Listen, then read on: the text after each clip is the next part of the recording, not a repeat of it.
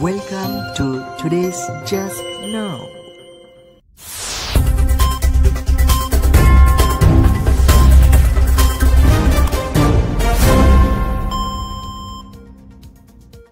Hello, assalamu alaikum, and welcome to today's Just Now. Today we're going to read up on this newspaper. So first of all, let's keep an eye on the headlines.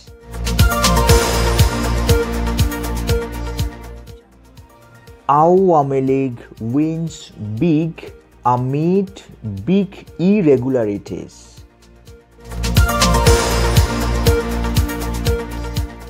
A historic day, says PM, inaugurating the pilot vaccination, hopes inoculation will end COVID-19 scourge.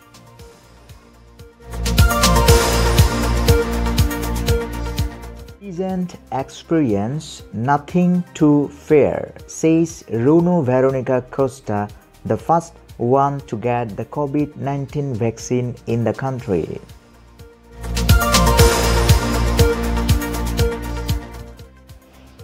Temperature likely to drop further.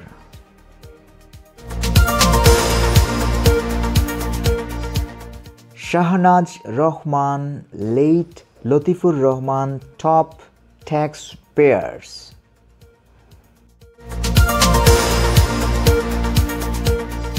তো এই ছিল আমাদের আজকের পত্রিকার front পেজের হেডলাইনগুলো। আমরা এখন প্রত্যেকটা হেডলাইনের একটু ডিটেলস জানার চেষ্টা করব। So let's get the ball rolling.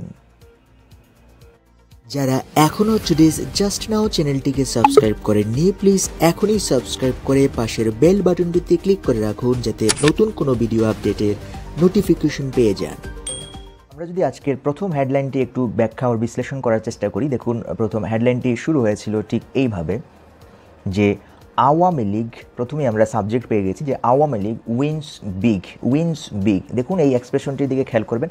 আপনি যদি বলেন এইভাবে কোনো কিছু যে আপনি উইন করেছেন বিগ, ঠিক আছে, সো এর মানে হচ্ছে কি বিশাল জয় করা, বিশাল জয় লাভ করা, অথবা আপনি বোঝাতে চাচ্ছেন বিশাল ব্যবধানে আপনি জয়লাভ করেছেন। সেক্ষেত্রে আপনি ব্যবহার করবেন কি wins big, I win big, আমি বিশাল জয়লাভ করেছি। যেমন ধরেন বাংলাদেশ যদি ভারতের সাথে, বাংলাদেশ বনাম ভারতের একটা ম্যাচে যদি বাংলাদেশ বিশাল বড় ব্যবধানে জয়লাভ করে, তাহলে বলবেন বাংলাদেশ উইন্স বিগ। সো আশা করি এই ব্যাপারটা আপনি বুঝে গেছেন যে আসলে এখানে বিশাল বড় ব্যবধান বলতে আসলে কি বোঝাতে চাচ্ছি।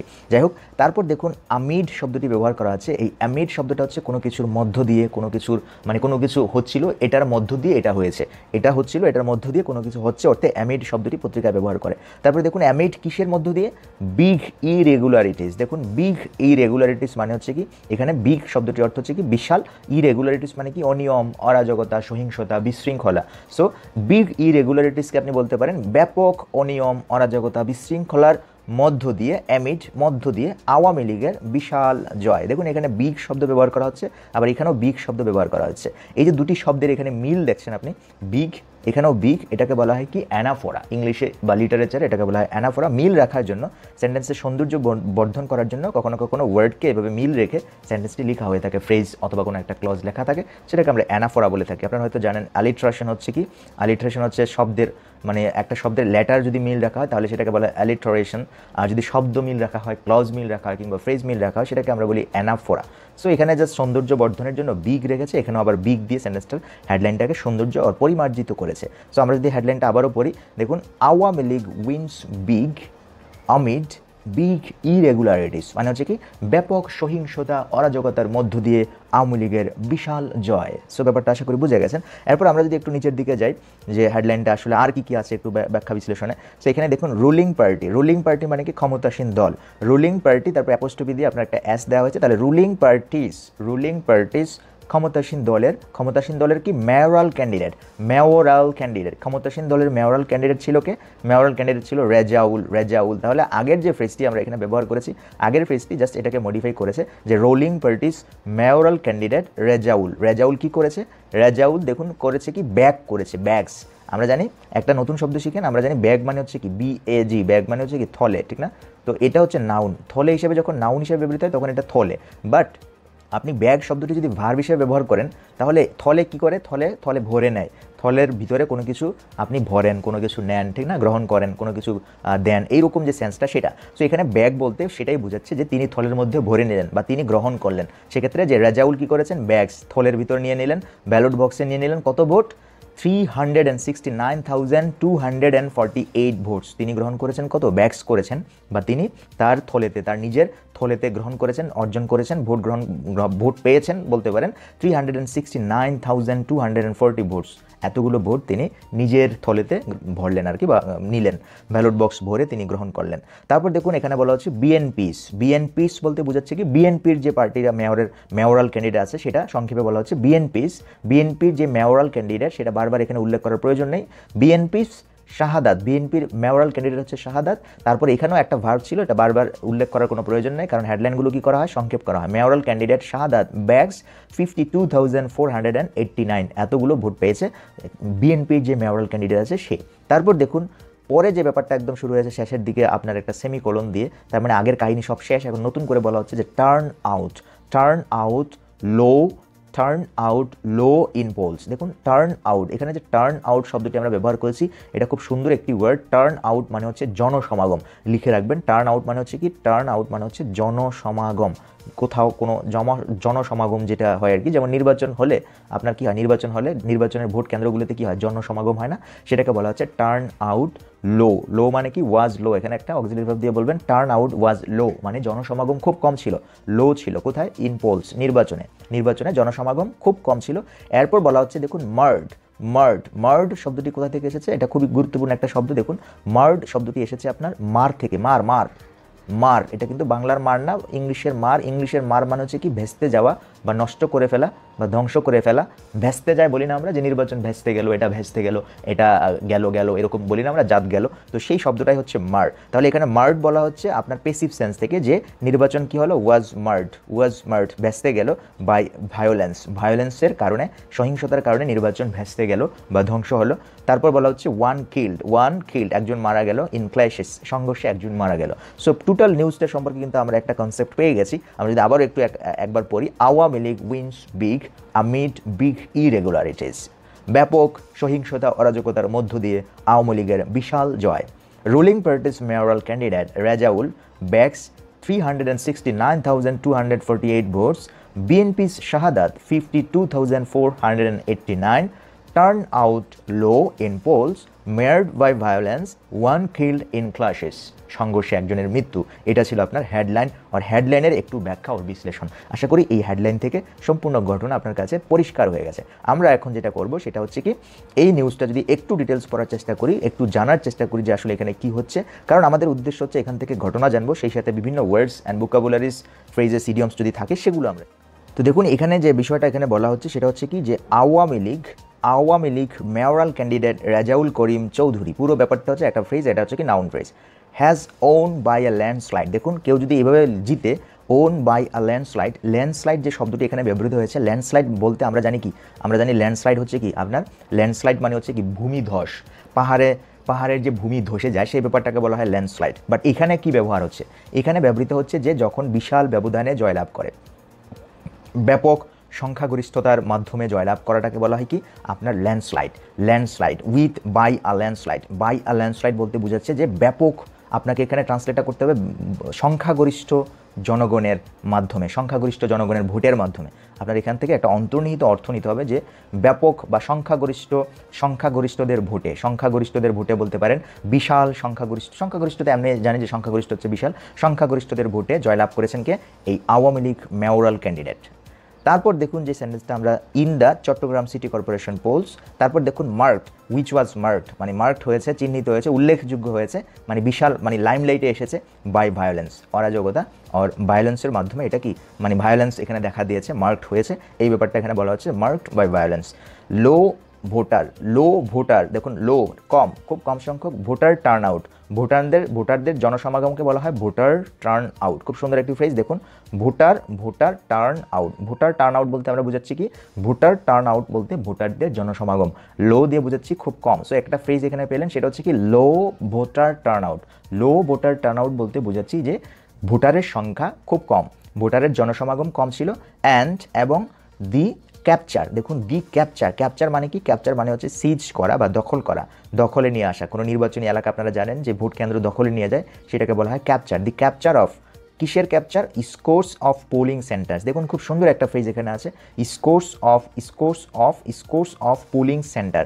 এই ফ্রেজটি যেটা আপনার এখানে দেখতে পাচ্ছেন সেটাকে কি বলা হচ্ছে? যে score of something. Scores of something যদি আপনি কোথাও লেখেন কিভাবে লিখবেন? যেমন ধরেন স্কোরস অফ পিপল যদি লিখেন তাহলে এটার মানে হচ্ছে বেশ উল্লেখযোগ্য সংখ্যক মানুষ।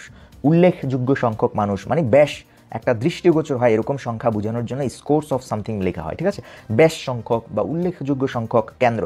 তাহলে স্কোরস অফ পোলিং সেন্টার্স বলতে বোঝাচ্ছে যে বেশ উল্লেখযোগ্য সংখ্যক নির্বাচন কেন্দ্রই কী করেছে? ক্যাপচারে ছিল, দখলে ছিল। Capture of scores of polling centres. দেখুন এখানে খুব সুন্দর কয়েকটা ওয়ার্ড আমরা পেয়েছি। এখানে যেটা এইমাত্র পেলাম সেটা হচ্ছে স্কোরস অফ সামথিং বলতে বোঝায় বেশ সংখ্যক, বেশ উল্লেখযোগ্য সংখ্যক কোনো কিছু। স্কোরস অফ পোলিং সেন্টার্স মানে হচ্ছে কি বেশ উল্লেখযোগ্য সংখ্যক নির্বাচনী কেন্দ্র, নির্বাচনী কেন্দ্রের দখল হয়েছে। তারপর কি হয়েছে? লো ভোটার টার্ন আউট, কম সংখ্যক, খুব কম ছিল, উল্লেখযোগ্য না, খুব কম ভোটারের জনসমাগম ছিল। সিজ অর ক্যাপচার, দখল ছিল উল্লেখযোগ্য সংখ্যক সেন্টারেই আপনার দখল ছিল by ruling party man. Ruling party man মানে কি? রুলিং পার্টি ক্ষমতাসীন দলের লোক দ্বারা, ক্ষমতাসীন দলের লোকজন দিয়ে আপনার বেশ উল্লেখযোগ্য সংখ্যক কেন্দ্রই কী ছিল? ক্যাপচারে ছিল। লো ভোটার টার্ন আউট মানে হচ্ছে খুব কম সংখ্যক মানে জনসমাগম, ভোটারদের জনসমাগম কম ছিল, লো ভোটার টার্ন আউট। সো এখান থেকে আমরা যে ফ্রেজটা পেয়েছি খুব সুন্দর সুন্দর জিনিস, সেটা হচ্ছে ওন বাই আ ল্যান্ডস্লাইড মানে হচ্ছে ব্যাপক সংখ্যাগরিষ্ঠতার মাধ্যমে জয়লাভ করাকে আমরা বলছি ওন বাই আ ল্যান্ডস্লাইড। এখানে আমরা স্কোরস অফ পোলিং মানে হচ্ছে কি স্কোরস অফ সামথিং মানে হচ্ছে বেশ উল্লেখযোগ্য সংখ্যক কোনো কিছু বোঝানোর জন্য আমরা এই ফ্রেজটি ব্যবহার করি। স্কোরস অফ পোলিং সেন্টার্স মানে অনেকগুলো বেশ উল্লেখযোগ্য সংখ্যক নির্বাচনী কেন্দ্র।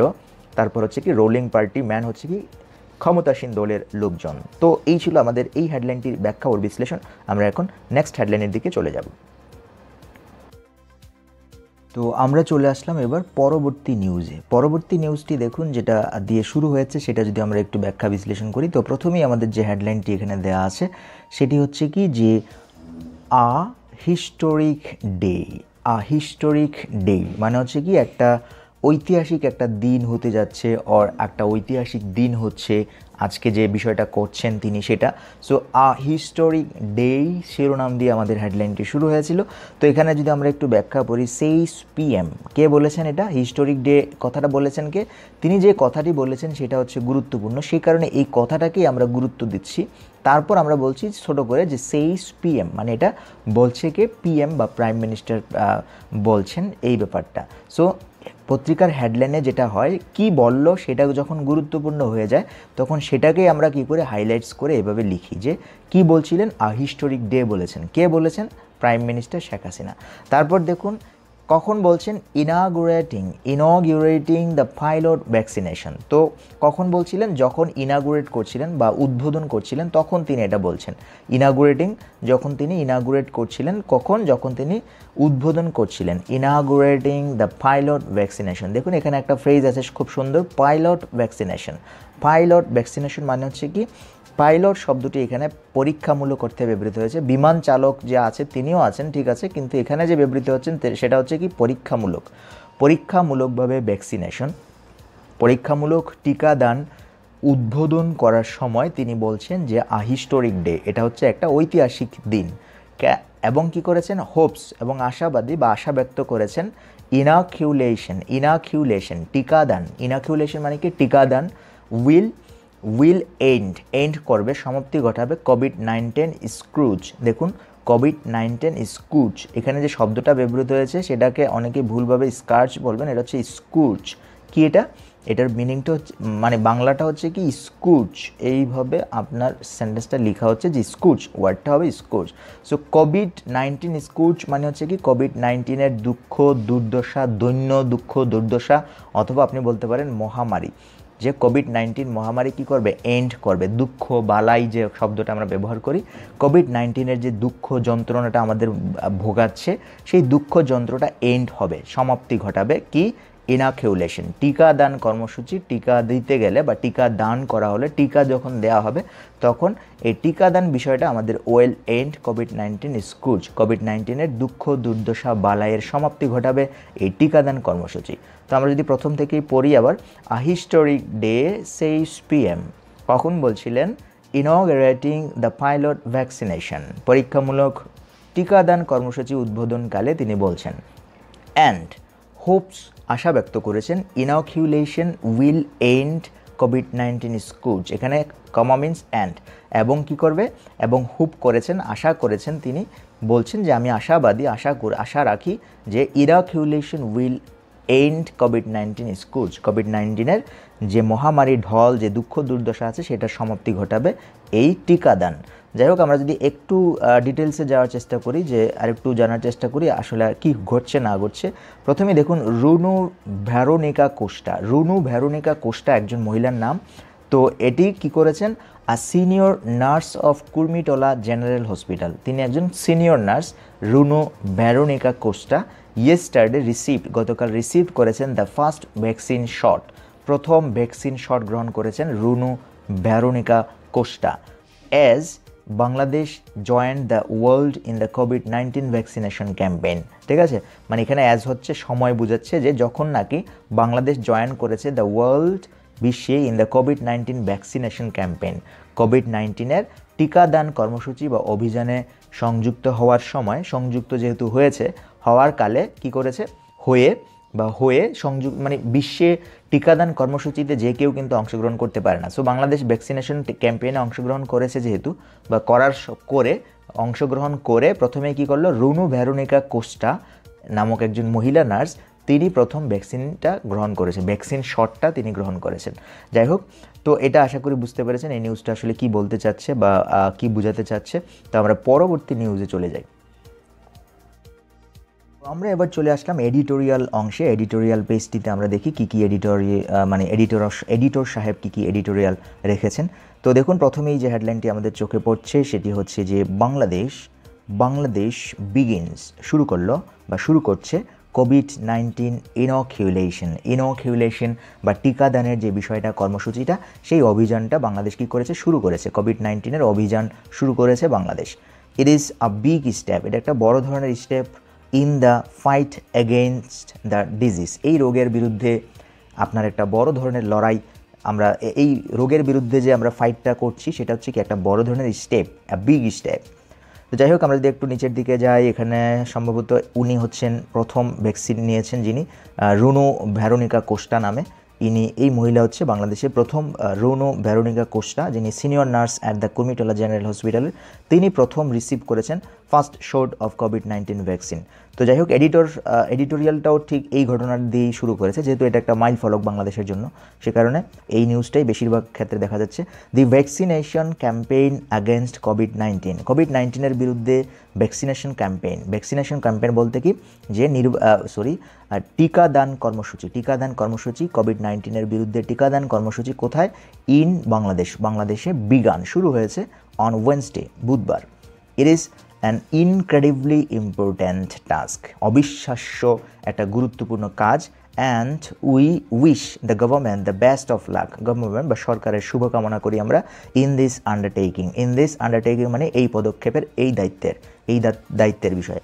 Bangladesh now has 70 lakh vaccine doses, বাংলাদেশের আছে এখন কত? 70 লাখ ডোজেস আছে অ্যাট হ্যান্ড, হাতে। অফ হুইচ 20 গিভেন, যাদের 20টি given as gift from the Indian government, ঠিক আছে। 70 লাখ তো ভ্যাকসিন আমাদের হাতে আছে, বাট 20 লাখ গিফট আকারে আমরা পেয়েছি ইন্ডিয়ার কাছ থেকে। In total Bangladesh has purchased 3 crore doses, 3 কোটি ডোজেস কিনেছেন অফ দ্য অস্ট্রাজেনেকা ভ্যাকসিন। অক্সফোর্ডের যে অস্ট্রাজেনেকা ভ্যাকসিনটা আছে, এটা 3 crore, দ্যাট মিনস 3 কোটি ডোজেস বাংলাদেশ কিনেছে ফ্রম সেরাম ইনস্টিটিউট অফ ইন্ডিয়ার একটা ইনস্টিটিউট থেকে, which will arrive in several phases, বিভিন্ন ধাপে আমাদের বাংলাদেশে এটা পৌঁছাবে, ঠিক আছে। তো আমরা চলে যাই পরবর্তী এডিটোরিয়ালের দিকে। তো দেখুন, আমাদের পরবর্তী এডিটোরিয়ালটি শুরু হয়েছে এইরকম প্রশ্ন দিয়ে, একটা প্রশ্ন করা হচ্ছে এখানে যে, আর প্রাইমারি স্টুডেন্টসরা কি প্রস্তুত টু গো ব্যাক টু স্কুলে ফিরে যাওয়ার জন্য কি প্রাইমারি স্টুডেন্টসরা প্রস্তুত? আর primary students ready to go back to school? তারপর বলা হচ্ছে দ্য অথরিটিস মাস্ট অ্যানশিওর, অথরিটিসকে কর্তৃপক্ষকে অবশ্যই নিশ্চিত করতে হবে প্রপার সেফটি মেজার্স, নিরাপত্তা বেষ্টনী পদক্ষেপ, to limit the spread or এই যে ছোঁয়াটা মানে ছড়িয়ে যাওয়ার ব্যাপারটাকে কী করতে হবে, লিমিট করতে হবে, সীমার মধ্যে নিয়ে আসতে হবে অফ কোভিড-19। এটা ছিল আমাদের হেডলাইন। আমরা যদি একটু ডিটেলস পড়ার চেষ্টা করি, তো প্রাইমারি স্কুলের শিক্ষার্থীদের স্কুলে যাওয়ার জন্য কি প্রস্তুত কিনা সেই প্রশ্ন কিন্তু করেছিল। তো আমরা যদি একটু ডিটেলস পড়ার চেষ্টা করি, দেখুন এখানে ডিটেলস যে প্রথম লাইনটা, according to a report published in this daily yesterday, comma পর্যন্ত একটা ফ্রেজ, যে অ্যাকর্ডিং টু আ রিপোর্টটা কী হয়েছে, পাবলিশড প্রকাশিত হয়েছে in the daily star yesterday, গতকাল ডেইলি স্টারে প্রকাশিত রিপোর্ট অনুযায়ী, ইন লাইন উইথ হচ্ছে এটার সাথে মিল রেখে, এই বিষয়ের সাথে মিল রেখে, এই বিষয়টা নিয়ে যদি আমরা ভাবি, in line with the resumption of secondary level schools and colleges. দেখুন এই যে এই কমা পর্যন্ত এই ফ্রেজটি, এখানে বলা হচ্ছে কি যে ইন লাইন উইথ একটা সুন্দর একটা ফ্রেজ, ইন লাইন উইথ মানে হচ্ছে কি কোনো কিছুর সাথে মিল রেখে, কিসের সাথে মিল রেখে, দ্য রিজামশন মানে কি পুনরায় আরম্ভ হচ্ছিল কি সেকেন্ডারি লেভেলস স্কুল অ্যান্ড কলেজের ব্যাপারটা পুনরায় আরম্ভ হবে। এখন সেটার সাথে মিল রেখে সেই বিষয়ের সাথে তাল মিলিয়ে the government is also planning, পরিকল্পনা করছে টু রিওপেন প্রাইমারি স্কুল, তারা এখন প্ল্যান করতেছে যে প্রাইমারি স্কুলও খুলে ফেলবে, অ্যান্ড কিন্ডারগার্টেন এবং প্রাইমারি স্কুলের ব্যাপারটাও খুলে ফেলবে। এটা কার সাথে মিল রেখে, সাথে সেকেন্ডারি স্কুল এবং কলেজের যে রিওপেন হবে, রিজামশন মানে হচ্ছে কি পুনরায় চালু হবে, সেটার সাথে মিল রেখে তারা এখন পরিকল্পনা করছে যে প্রাইমারি আর কিন্ডারগার্টেন্স তাদের স্কুলও কি খুলে দেওয়া যায় কিনা। তারপর এটা নিয়ে কিন্তু আমাদের এডিটর সাহেব প্রশ্ন করেছেন যে এটা মানে হবে কিনা, তারা রেডি কিনা, প্রস্তুত কিনা এই করোনা ভাইরাসের স্প্রেড মোকাবেলায়, এই নিউজ বা এই পরিকল্পনা ঠিক ফলপ্রসূ হবে কিনা, এই ধরনের ব্যাপারে এখানে আলোচনা করা হয়েছে। তো এই ছিল আজকের পত্রিকা থেকে গুরুত্বপূর্ণ নিউজগুলোর ব্যাখ্যা বিশ্লেষণ পর্ব। তো যদি আপনাদের ভালো লেগে থাকে, এই ধরনের ভিডিও আরও চান, তাহলে কমেন্ট বক্সে অবশ্যই আপনাদের ভালো লাগা শেয়ার করবেন, এবং আরও ভিডিও লাগবে কিনা, কোন টপিক্সের উপর লাগবে, কোন বিষয়ে বেশি মনোযোগ দেওয়া দরকার, সেই ব্যাপারগুলো আপনি সাজেস্ট করতে পারেন। ওকে, সো ভালো থাকবেন, সুস্থ থাকবেন।